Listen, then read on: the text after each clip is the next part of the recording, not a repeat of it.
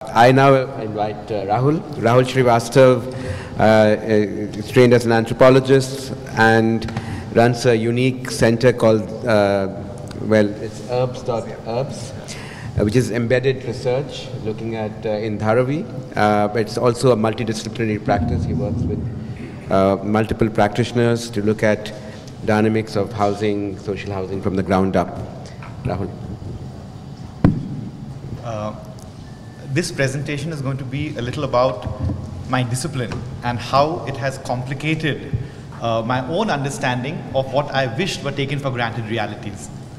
So in fact, the presentation we just saw presented some interesting dilemmas. The first one talked about a sense of remoteness which evacuates habitats, histories and people and pretends as if this is nothing but empty space which can be traversed, and then whatever those histories were can be erased. The second presentation begins with barren land and then starts creating a very interesting narrative around inhabited forests. Ultimately this is the romance of that narrative, which is also very important. These are again two very contrary narratives. But in our research at Herbs, we have been doing research and practice. We've often had to deal with these contradictions. We've often critiqued for looking at what we saw were clear urban villages in Mumbai, so an anachronism. How do you have village networks right in the heart of the city? Our research, which I have mentioned in the abstract, is about what we call circulatory urbanism.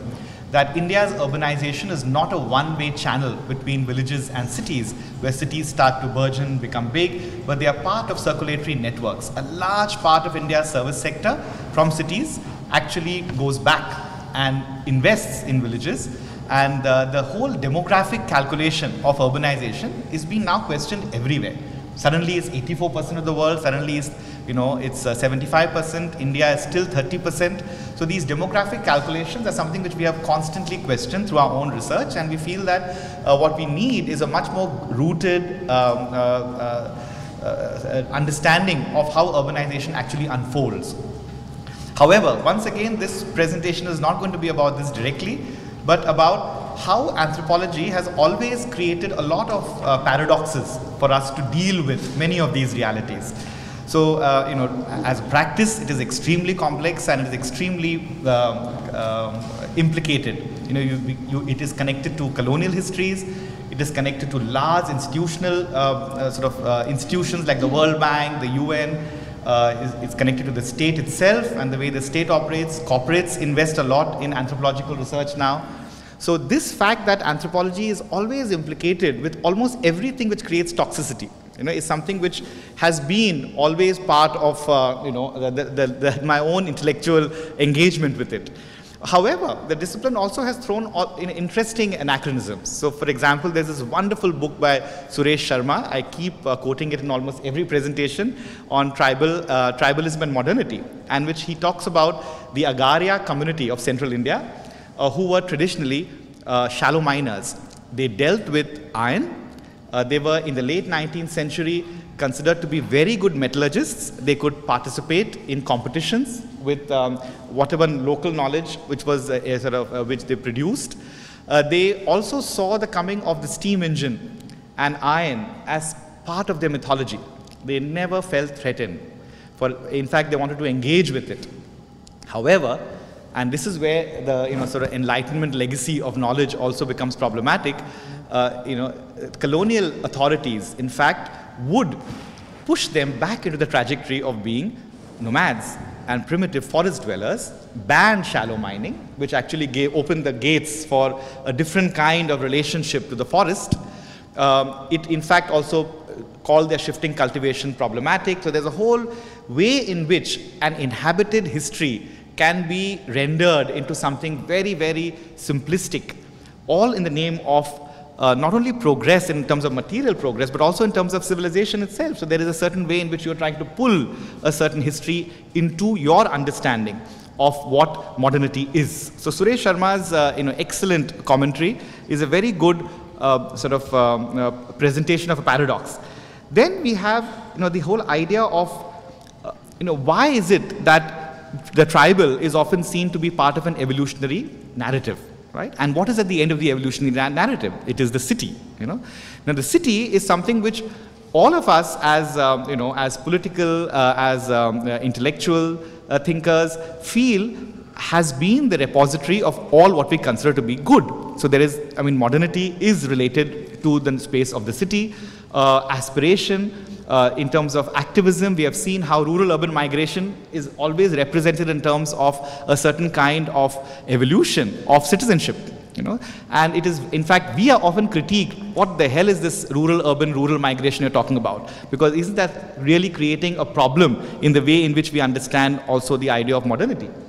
So, and this is something which we feel is, of course, a paradox, but there are enough reasons to believe that the evolutionary perspective is a failed one, is a problematic one. And in this sense, for us to posit even environmental concerns, but without acknowledging this paradox is a bit of a problem. So for example, if you follow the anthropological trajectory, you will realize that, well, okay, if you're talking about a certain ecological balance, then agriculture itself, particularly revenue-based agriculture, is the first moment where there is a disbalance, followed by even the notion of progress itself and industrialization and the city. The city today, in fact, Saskia Sassen keeps pointing out, is one of the most polluting sort of spaces, as it were, not because of just the fact that it produces pollution, but even the construction of it. So how do we implicate the construction of a certain kind of city as being problematic? Can we delineate saying that there are cities and there are cities? There are urban forms and there are different kinds of urban forms. That maybe there are certain urban forms like in India, like in Mumbai, where village networks can be embraced within the urban form without we creating a certain narrative of negativity, which is what typically happens.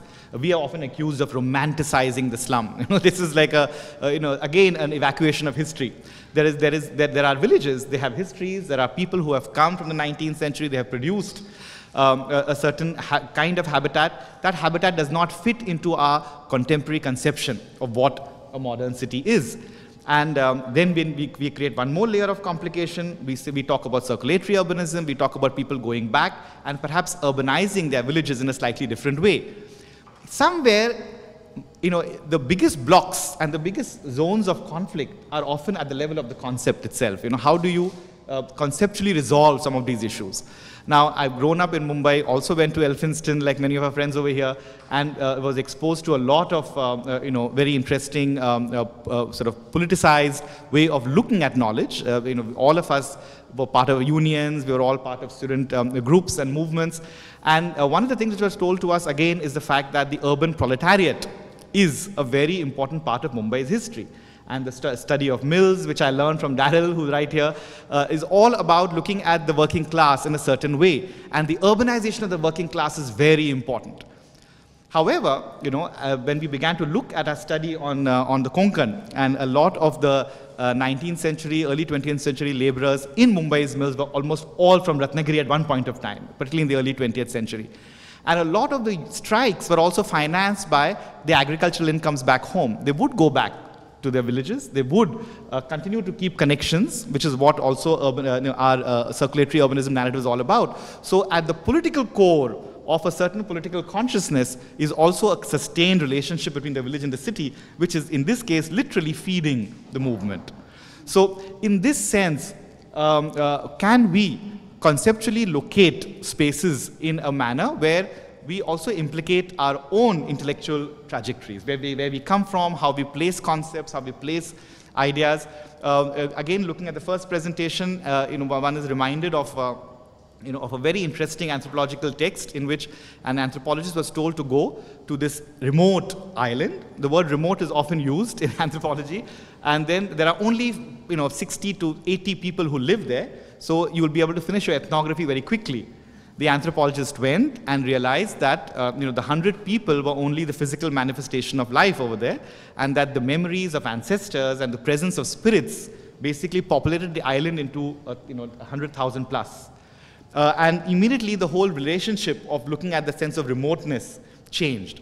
So in a sense, the manufacture also of the notion of the forest as an uninhabited space is as problematic as looking at the city as if it is devoid of nature.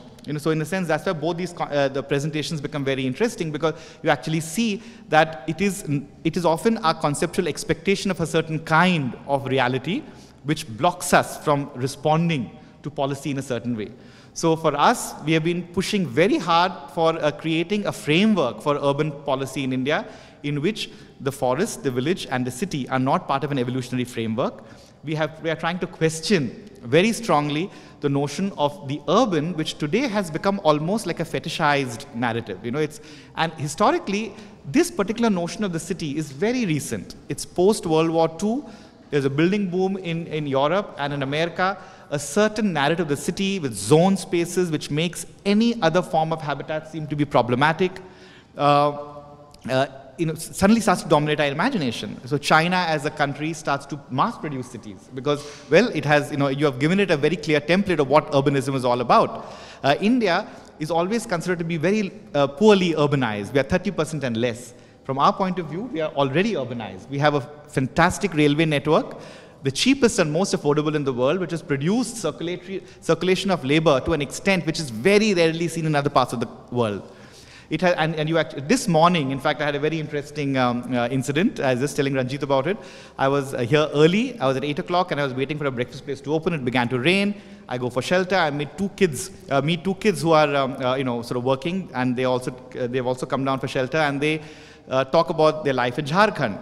And then I asked them about Mahua, which is my favorite pet topic these days. And they said, well, did you know that there are 5 Mahua trees at Lions Gate right here?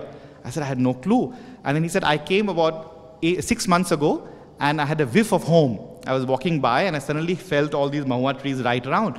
And then I began to talk about the politics back in Jharkhand, and then talked about the fact that, well, the possibility of Mahua being banned, and they said, well, I have 40 Mahua trees. The whole conversation this morning was completely unexpected, but it again validated exactly what one is talking about, that our urban spaces are far more complex as entities.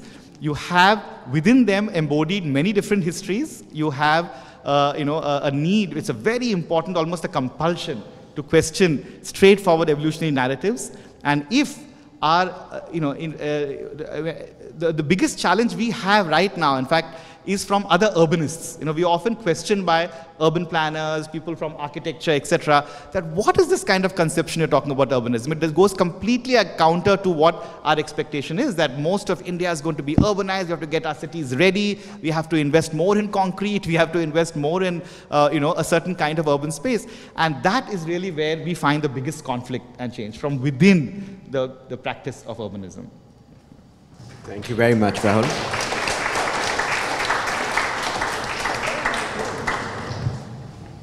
Question? Yes. Thank you for your this thing. I wanted to talk about, since you were talking about Bombay, I was thinking of the RA colony and the Vadas over there. Would you call that part of Bombay? Are they urban people? They've been living there for over 100 years, the Varli people. So, I mean, I'm just trying to understand as a social anthropologist in terms of, is this an urban space? They're in the middle of the city. How do we understand this phenomenon? Well, Mumbai is full of those spaces. You have, Mumbai from the East Indian narrative has 200 living villages even now. And some Vadas are new, some are old. We look at Dharavi also as a village, and a lot of migrants have come in from the early 20th century, but they have reproduced the habitat which they are most familiar with, which is of a village. So I personally don't feel that these categorizations have to be always underlined so strongly. I would classify them as urban or rural. Okay, quick.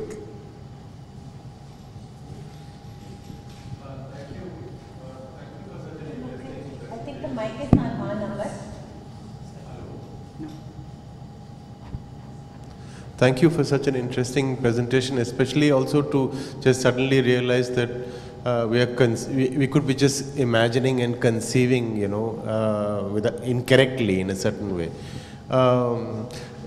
So I'm just thinking aloud and a question and a thought. Like even if you were to look at common property or common land or even inside of a forest and a human forest interaction, it's extremely competitive.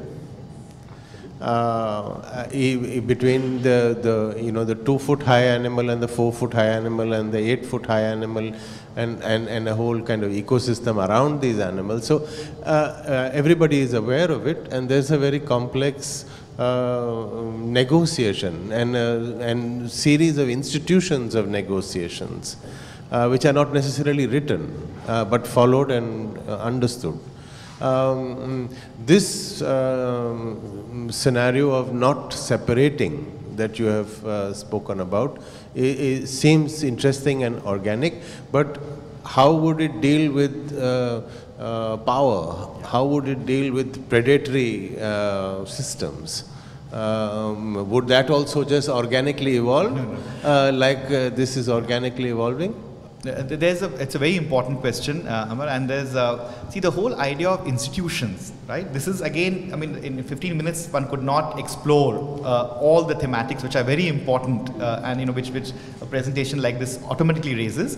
But a lot of the kind of shadow world of what institutions are need to be also understood. We understand institutions, institutional arrangements in very specific ways, where we take for granted again a 19th century normative, which is the fact that this is the way law progressed, this is the way, and it's perfect. I mean, this is a legacy which we have to inherit. It's around us. We cannot create, any sense of, we cannot pretend otherwise. But the fact is that there is a level of detailing which sometimes modern institutions are not comfortable with accepting it. That for me is the real issue.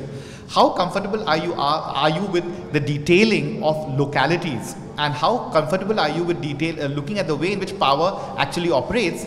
And you will find that at the most local level, and this is where again I like to evoke an anthropologist, Appadurai, where he presents locality is a very interesting space. It is not as if it is on the other end of the spectrum of the global, or it is not where the institutions over there suddenly become either diluted or weak, or they become unencumbered by the larger abstract questions which are there.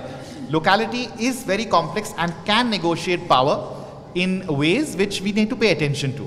And particularly larger institutional histories have to pay attention. I mean, as an anthropologist, we can discuss this, and I can tell you a lot of examples of how those power have been negotiated. But whether we are patient enough to deal with that, that is the question. Thank you. Next speaker is Himanshu Thakkar.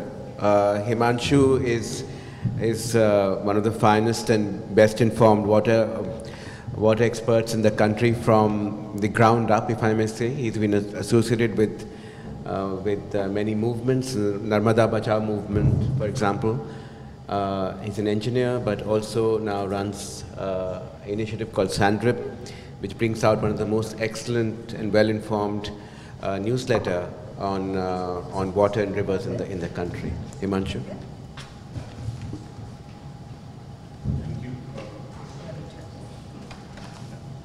Thank you for inviting me here and speak at rather broad stroke, large canvas. I tried to discourage the organizers to invite me to speak here, but they wouldn't agree. So finally I am here because I see myself as more of a nuts and bolts person rather than a broad canvas person. I don't know why this is not coming. Is it disconnected? Okay. Yeah, okay. One of the first persons I heard using this term Anthropocene, particularly in the context of rivers, was this scientist James Sivatsky. He has done some very remarkable pioneering work, which I haven't seen anybody else doing, that how important is the silt in the river. The river is not just water, but it is many other things. And one of the key ingredients of river is a silt. And when you dam a river, what happens to the silt dynamics? The silt is supposed to reach the delta, and silt is one of the key weapons for the river to fight against the ingress of the sea at the high tide. and what are the consequences when the silt doesn't reach the delta. And this is a research he has done, and he has shown how world over, but even in India, there are a number of rivers like Krishna, Kaveri, Narmada, Sabarmati, where the amount of silt that is now reaching the sea has reduced by 90%, 80 to 90% over the last 50, 60 years. And what are the consequences of that? Ganga, it's happening particularly because of the Farakka. Now, this is a very broad stroke kind of impact of damming the rivers, which, there is not even our fraudulent environment impact assessment doesn't even name this as one of the possible impact of the damming a river. So this is a sort of Anthropocene level of impact that I see, one of them. So this is just about the same work that he has done. This is just the same description about what I was just telling you. In major, how the deltas are getting affected. This is a map of how the silt, the amount of silt that is getting trapped by the dams and is not reaching the sea world over. India is of course known to be land of rivers. I think one of the blessings India has is rivers actually. We have so many rivers. We have of course Himalayan rivers, we have peninsular rivers, we have coastal rivers, we have desert rivers. There is just one map, but if you break into each of those basins, you can go into several layers of rivers and kinds of rivers. We of course always have influenced rivers. I mean, it's nobody's case that you can't use the rivers. Even in the Vedas there is references of how rivers have been used. But the point is that even when you do rainwater harvesting at your household level, you are impacting rivers in a way because you are stopping the water which was flowing into the river. But the point is that when you look at the kind of changes that we are doing to the rivers now, it raises the question that do we really need rivers? Do humans really need the river? These are the earlier examples of using of river. Very artistic rainwater harvesting systems, traditional systems.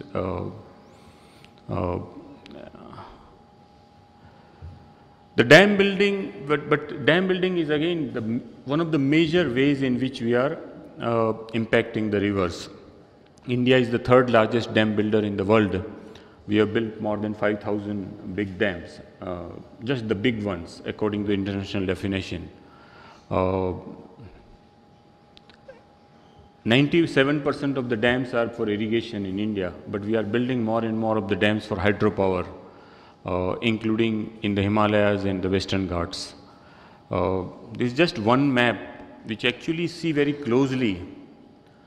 This is the map of the river Ganga, particularly the upper part of the Ganga, Bhagirathi on the left and Alaknanda on the right. And if you see closely, I wish I could show you more closely, it's a bumper to bumper development. So these are run-of-the-river projects in which there is a dam and the dam diverts the water into a tunnel, and the tunnel of one project enters the reservoir of the next project. And this is the whole plan. So actually, in the eyes of the hydropower lobby, rivers don't need to flow. In fact, flowing rivers in Himalayas is a sort of crime. It's a waste. How can it flow wastefully? We must tap every one of them. And this is the example of that, what they had planned. Fortunately, some of them, those projects are not going forward as of now, but we don't know. It's, as Kanchi was saying, a pause in a project is never a permanent stop. One has to be always vigilant to see that it doesn't come up again. And this is what it does to the river. This is of course during the disaster time. in 2013, June 2013. So, what we are seeing Kerala this year is one example of kind of disaster that the dams can bring. It's still being debated, but there is zero doubt that 40 odd dams were filled up by the end of July. The dams are not supposed to be filled up before the end of the monsoon. If you fill up the dams before the end of the monsoon, then you are left with TINA. All dam developers love this phenomenon called TINA. What is TINA? There is no alternative. So once you fill up the dam, you have no alternative but to release water, whatever water comes in. And that's what they did after 8th August in Kerala, and which actually multiplied the disaster proportions in Kerala. This is another example of what kind of disasters dam can bring. This was in Uttarakhand in June 2013. This is Vishnu Prayag project on the left, and there are smaller hydropower project on the right. This is another similar bumper-to-bumper situation, and this has already happened in Satluj Basin. It's one of the tributaries of Indus in Himachal Pradesh. The river doesn't flow almost throughout Himachal Pradesh. There is small portion upstream of Kol Dam where it still flows, but there are already hydropower projects being sanctioned in that stretch also. And this is what it does. Satluj is a mighty river, a perennial river. And you can see it doesn't even flow downstream of hydropower projects because the whole of the river has been diverted into a tunnel. There is no flow in the river. This is northeast India. The river still flows here. This is where the Brahmaputra was born when Siang, Lohit and Dibang meets near Dibru-Sekwa National Park. And there the Brahmaputra born. The name Brahmaputra starts from there. Those rivers are still undammed, but there are projects and there are battles going on each of them. This is the plan for Brahmaputra Basin. This is just 160 projects for which MOU has been signed. But there are many more smaller projects which are not even marked on this map. It will completely destroy the northeast. To give just one example, what happens when you build a hydropower project, and which is, typically a hydropower project. One of the USPs of hydropower project is peaking power. What it means is that when our electricity demand during peak hour goes up, you can't shut down a thermal power project or a nuclear. Because it takes several hours, several days to start up and shut down. But a hydropower project can be shut down within minutes or started up within minutes. That's the USP of hydropower project. Now, when you operate a hydropower project in a peaking mode, meaning start generation, say at 6 in the morning when the demand goes up, and then shut down at 12 when the demand goes down, what happens to the river downstream? So this is just an example to show you. This is the normal water level in the Satluj, where the person, what you are seeing now. If the project operates as a peaking power, then twice in a day, every day, the water level will go to the top of that pole for about 6 hours, and then go much below the current water level when there is no flow, non-peaking hours. And this will happen twice a day, every day. Imagine what will happen to the river. And remember, river is again not a channel of water. It is so much more than a channel of water. So this is just an example, and this is actually already happening to so many rivers. This is an example in Siang, in northeast India, but many rivers, this is the reality already happening. They are operated as a peaking power generation. This is an example in Western Ghats where smaller hydropower projects are proliferating in a very large number. Same hydropower, same Western Ghats region. How hydropower project, you can see, those stars are hydropower project sites and the triangles are already commissioned projects. The yellow part is the forest area, the green part is the protected area, and you can see all along the forest particularly they come up. And they destroy not just the forest but also the the habitats. And every single place where there is a hydropower project comes up, there is an increased conflict between the man, the people and the animal, keeps increasing. The other thing we have done very badly, of course, is the pollution of the rivers. The Ganga, you know, it's supposed to be such an important issue that the Prime Minister of India had to pledge before election and after election that I am the son of Ganga and I will clean up the river. Of course, he is not the first Prime Minister to talk about Ganga. He is the second one. 20 years, 22, 23 years back, another Prime Minister pledged to the nation cleaning up the Ganga.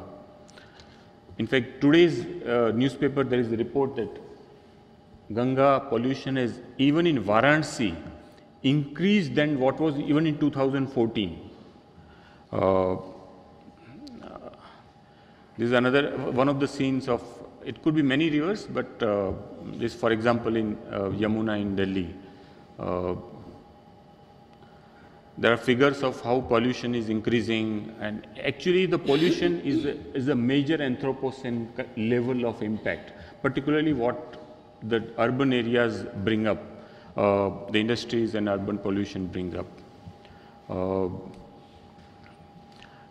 There are videos available which shows actually the river flowing just with plastic, and they call it plastic rivers actually. And another anthropocenic kind of impact that the rivers and the pollution has is in the Bay of Bengal, there are dead zones now of estimated area of 60,000 square kilometers in which there is no life. And there are similar zones in Arabian Sea. This is Bangalore, the famous lakes of Bangalore. The wetlands, for example, SECON says that world has lost 50% of the wetlands in the last century, but India in some areas have lost 38% of the wetlands in just one decade.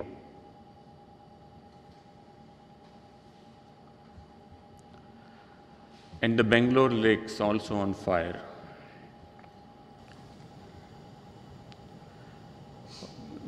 Groundwater is India's water lifeline actually. More than 2/3 of our irrigation, 85% of urban water supply, more than 50% of the 85% of the rural water supply, and more than 50% of the urban industrial water supply comes from groundwater. And with every passing day, that graph goes up. But that urban water, the groundwater, is not a different water. Actually, it's a dynamic equilibrium with the surface water. And the latest research shows that the level of Ganga is going down, particularly in the lower stretch, because of excess water, directly impacting the flow in a mighty river like Ganga. So much groundwater we are using in an unsustainable way, which also has a major impact on the rivers. Of course, I mean, we have heard of the Mumbai River Anthem. We are in Mumbai, and we have no less than Chief Minister and his wife singing for the saving of the rivers. What is it they are doing to the river? You can see in that photo. The first photo on top left side is Sabarmati. The other photos, the bottom left is the Mithi River, how the concrete wall has been built up, and the other two photos of Polsar River. You know, the cities don't need rivers. What they need is channel, concrete channel, which flows, looks good, and they can go around and go on the banks and see. That's what is happening in Sabarmati, and that's what, and the very Chief Minister's government is doing that. But he is, of course, singing anthem for the rivers. He possibly should say anthem for the channels, concrete channels, not the rivers. And when it was proposed to me that I should speak here, I was told that possibly I should focus on river linking, which is the biggest Anthropocene proposal in India, how to just remap India's rivers to transfer water from so-called surplus basins to so-called deficit basins. It's a dream project of the previous NDA government, the current NDA government, but a lot of engineers and contractors and consultants and politicians. It's a 5,60,000 crores of project.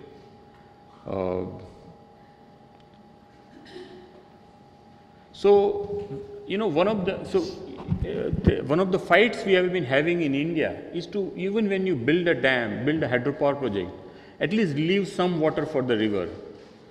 2 decades back, the government refused to acknowledge. When we first time wrote to the government, Environment Ministry in 1998, that when you are sanctioning Karcham Wangtu hydropower project on Satluj in Himachal Pradesh or Athirapalli hydropower project in Bias River, we wrote to them that you must leave certain water for the river, because it was not necessary to leave any water for the river.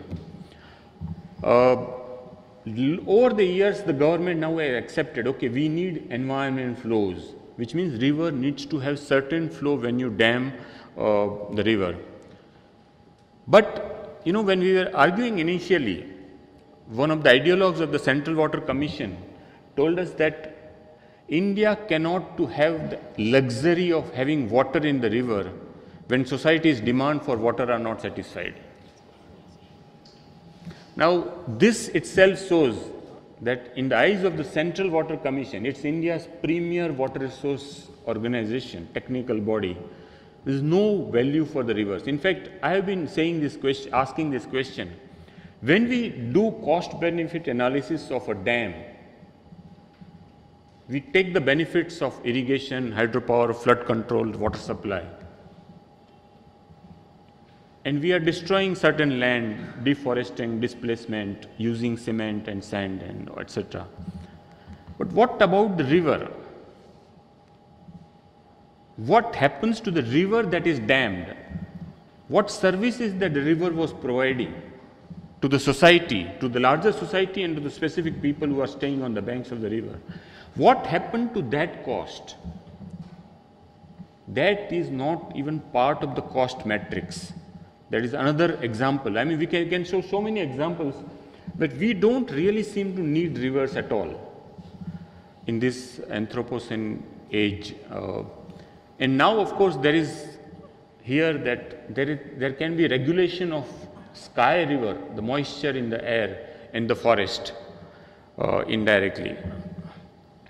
Thank you.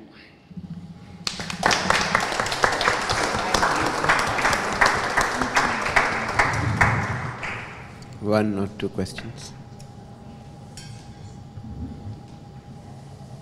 Stun them all. Yes. I was just wondering, so many of the presentations talk about the way in which we are stressing nature, and a large contribution is the population. Can you ever address it without actually, that very important dimension of, the increase? There is, we talk about the demographic dividend, this is a consequence of the dividend, and so on and so forth. So, I mean, so many of the sort of stresses on nature are intimately tied into the population policy. Comment? So, wait. I totally disagree with this proposition actually, because firstly, I mean, if you look at the incremental increase in population in different section and the incremental use of consumption in different section, you will see that the population which is less growing, particularly affluent class, are the people who are consuming the maximum amount of goods and services that we get from the nature, from the dams and rivers, for example. And also we have examples, say for example, states which have population is not growing anymore. Even there, the state of the rivers and this thing is not improving. It's still getting worse. So I don't think, and I think that, see, ultimately we have to understand, ultimately if we are saying that in our cost benefit analysis, river has no place. In urban areas, we can concrete and we don't need rivers, we don't need lakes, we don't need wetlands, we don't need forests. Then what are we saying?